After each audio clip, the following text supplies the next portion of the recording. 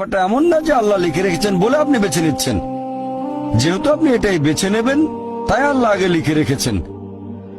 এখানে পছন্দ আপনার, তবে আল্লাহ আপনার পছন্দ জানেন। যেমন ধরেন একটা রাস্তার মোড়ে আসলেন, সামনে 5টা রাস্তা, রোড নাম্বার 1, 2, 3, 4, 5।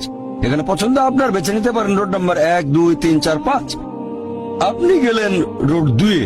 এটা আগে থেকেই লেখা আছে আপনার নিয়তিতে যে আপনি যাবেন 2 নম্বর রোডে। ব্যাপারটা এমন না যে আল্লাহ লিখেছেন বলে আপনি করছেন। যেহেতু আপনি এটাই বেছে নেবেন তাই আল্লাহ আগে লিখে রেখেছেন। তাহলে পছন্দ আপনার।